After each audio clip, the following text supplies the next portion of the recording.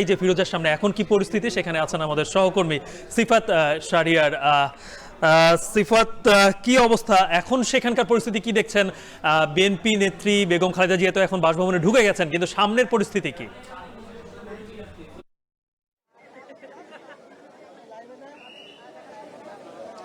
সামনের পরিস্থিতি সকাল থেকে একেবারে উল্টা বলা যায়। সকালে আমরা যেটি দেখেছি কড়া নিরাপত্তার মধ্য দিয়ে কয়েক স্তরের নিরাপত্তা বেষ্টনী দিয়ে এই ফিরোজাকে ঢেকে রাখা হয়েছে বলা যায়। তবে এখন যেটি একেবারে সব নেতাকর্মীরা আসছেন, কেন্দ্রীয় নেতারা ভেতরে প্রবেশ করছেন, তার সাথে একটু দেখা করছেন। যারা বিমানবন্দর থেকে সরাসরি দেখার সুযোগ হয়নি তারা দেখা করছেন এবং দেখা করা শেষ করেই তারা এখান থেকে চলে যাচ্ছেন। এই বহর সঙ্গীর একজন আছে, তার সাথে একটু কথা বলতে চাই। আমাদের সাথে শামসুদ্দিন দিদার আছে। আপনি তো পুরো বহর সঙ্গী, এবং পরে পথ কেন অন্য পথে চলে আসতে হলো গুলশান 2 না হয়ে, এটার কারণ কি? আপনাকে ধন্যবাদ। আপনারা জেনে থাকবেন যে ম্যাডাম দীর্ঘ 4 মাসের চিকিৎসা শেষে গতকাল লন্ডনের স্থানীয় সময় বিকেল 4:10 হিথ্রো বিমানবন্দর থেকে বেগম জিয়াকে বহন করা বিমানটি উড্ডয়ন করেছে। দীর্ঘ পথ পাড়ি দিয়ে প্রায় 14 ঘন্টা পথ পাড়ি দিয়ে উনি এসেছেন। সকাল 10:30টায় যে আন্তর্জাতিক বিমানবন্দরে ওনাকে বহনকারী রাজকীয় এয়ার অ্যাম্বুলেন্সটি অবতরণ করেছে। আপনারা জানেন তো যে উনি তো অসুস্থ ছিলেন চিকিৎসা শেষে। দীর্ঘ এই লম্বা জার্নি ওনার জন্য একটা অস্বস্তিকর ব্যাপার ছিল। তারপর এই 10:30টায় নামার পরে কার্যক্রমগুলো শেষ করে 11টার পরে বেরিয়েছে এয়ারপোর্ট থেকে। লক্ষ জনতার ঢল, রাস্তায় আর গাড়ি এগুচ্ছিল না, যে কারণে আসলে ম্যাডাম অস্বস্তি ফিল করছিলেন, অসুস্থ বোধ করছিলেন। যে কারণেই পূর্ব নির্ধারিত যে রুটটা ছিল সেই রুট বাদ দিয়ে নতুন করে নেভেল স্টাফ কোয়ার্টার যেটা আছে, নেভেল হেডকোয়ার্টার পাশ দিয়ে এখানে ওই রাস্তা দিয়ে উনি এসে পড়েছেন আর কি। অসংখ্য ধন্যবাদ আমাদের সাথে যুক্ত হওয়ার জন্য। আমরা যেটি দেখছিলাম এবং উনিও বলছিলেন যে আসলে মানুষের যে স্রোত, নেতাকর্মীদের যে ভিড়, সেটি ভিড় ঠেলে তিনি যেহেতু অসুস্থ, 2.5 ঘন্টা সময় লেগেছে রুট পরিবর্তন করার পরও। এবং আমরা এখন পর্যন্ত যেটি দেখছি যে আশপাশে যে নেতাকর্মীরা তারা কিন্তু এখানে আসছেন, কেন্দ্রীয় নেতারা ভেতরে প্রবেশ করছেন, তার সাথে দেখা করছেন, এবং বাইরে যে তৃণমূলের নেতাকর্মী যারা রয়েছেন তারা স্লোগান দিচ্ছেন। এই অবস্থা কিন্তু সকালের দিকে ছিল না। আমরা দেখেছি যে সকালের অবস্থা ছিল একেবারে এখানে কোনো জনসাধারণকে ঢুকতে দেওয়া হয় নাই, নেতাকর্মীদেরকে ভেতরে প্রবেশ করতে দেওয়া হয় নাই। এখন আমরা 79 নম্বর যে রোডটি, সেই 79 নম্বর রোড এখনকার যে অবস্থা সেটি দেখছি একেবারে বলা যায়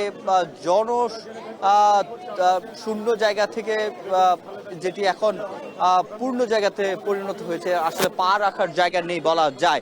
এখানে শুধুমাত্র গুলশান 2 থেকে শুরু করে, যেহেতু গুলশান 2 দিয়ে তিনি যাননি, যার কারণে বিশেষ করে গুলশান 2 এর যে নেতৃবৃন্দরা যারা অপেক্ষা করছিলেন তারা খবর পেয়ে তারা এখানে এসে ভিড় করছেন, এবং তাদের যে একবার তাদের যে নেত্রীকে দেখার যে ইচ্ছা সেটি অনেকেরই পূরণ হয় নাই, এবং তার কারণে তারা এখানে এসে উপস্থিত হয়েছেন। এবং আমরা যেটি দেখেছি গতকাল রাত 9:10 বাংলাদেশ সময় তিনি হিথ্রো বিমানবন্দর থেকে তিনি রওনা করেছেন কাতার এয়ারলাইন্সের একটি বিশেষ এয়ার অ্যাম্বুলেন্সে করেই, এবং সেই এয়ার অ্যাম্বুলেন্সে করে আজকে বেলা 11টার সময় তিনি সকল কার্যক্রম শেষ করে সেখান থেকে বের হন। এবং তারপরে আমরা যেটি দেখেছি তিনি দীর্ঘ পথ না, তারপরও যেহেতু 2.5 ঘন্টা তিনি সেখানে বলা যায় তার চলার পথে 2.5 ঘন্টা সময় পার হয়ে গেছে, এবং তিনি সবশেষ সংক্ষিপ্ত জায়গা দিয়ে কিংবা রুট পরিবর্তন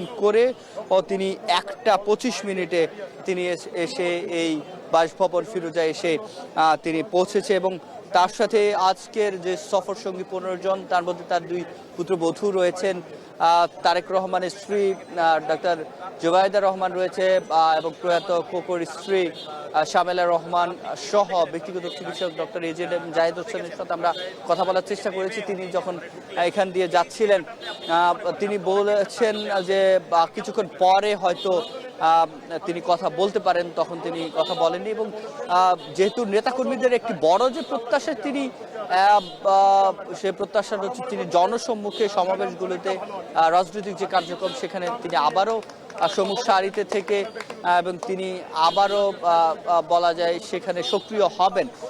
যদিও তার শারীরিক সীমাবদ্ধতা, তার যে অসুস্থতা সেটি কাটিয়ে তিনি কতটুকু পারবেন সেটি নিশ্চয়ই চিকিৎসকরা বলতে পারবেন।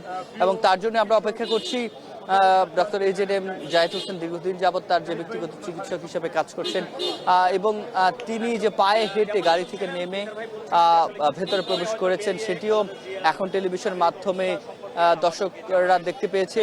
এবং আমরা যেটি দেখেছি যে এখানের মানুষ জনসমুদ্র ঠেলে বলা যায় নেতাকর্মীদের যে ভিড় একটিবার তাদের নেত্রীকে দেখার যে আকুতি সেটি কাটিয়ে ভেতরে আসলে প্রবেশ করা তার গাড়ি বহরের জন্য বেশ খানিকটা কষ্টসাধ্যই ছিল। এবং নেতাকর্মীদেরকে যে ভিড় ঠেলে ভেতরে প্রবেশ করার জন্য কয়েক স্তরের যে নিরাপত্তা ব্যবস্থা সেটি কিন্তু আমরা দেখেছি তারা চেষ্টা করেছেন। এবং তার 4 মাসের চিকিৎসা শেষে তিনি বাংলাদেশে এসেছেন। তার যে চিকিৎসা সেটি চলমান থাকবে কিনা, বাসা থেকে নাকি তাকে হাসপাতালে কোনো পরীক্ষা নিরীক্ষা প্রয়োজন আছে কিনা, এমন সব কিছুই নিশ্চয়ই বলতে পারবেন তার যে ব্যক্তিগত চিকিৎসক কিংবা তার মেডিকেল টিমে যারা রয়েছেন তারা।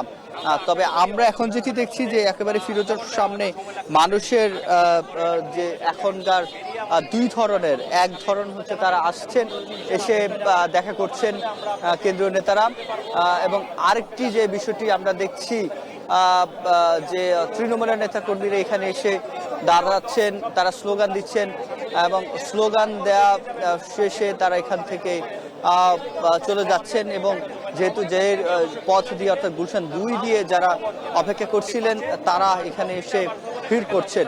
এবং আমরা যেটি দেখছি যে প্রস্তুতি চলছে, নিশ্চয়ই তার ব্যক্তিগত চিকিৎসক ডাক্তার AZM জায়েদ হোসেন কথা বলবেন এবং আমরা সেটি জন্য আমরা দেখছি ডায়াস প্রস্তুত করা হচ্ছে।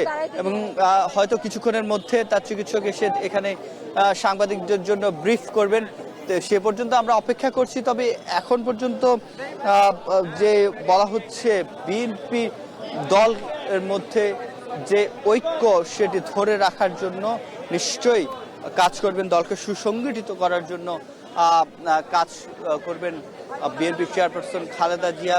এবং তিনি সবশেষ 2018 সালের পর ঢাকা হোক কিংবা ঢাকার বাইরে হোক কোনো সমাবেশে যোগ দেননি। এখন অপেক্ষা তিনি কবে জনসম্মুখে আসেন, তিনি রাজনীতিতে সক্রিয় হন কিনা, নাকি পরামর্শর জায়গাতেই থাকবেন, নাকি তিনি আসলে জনসম্মুখে আসবেন, সম্মুখ সারিতে আবারও তার যে রাজপথের যে পদচারণা সেটি দেখা যাবে, সেটির জন্য অপেক্ষা করতে হবে। তো এই ছিল আমার কাছে গুলশান থেকে সবশেষ। বিএনপি চেয়ারপারসন বেগম খালেদা জিয়ার বাসভবন ফিরোজের সামনে এখনও নেতাকর্মীদের ঢল এবং সেখানে মানুষের ভিড় এখনও রয়েছে।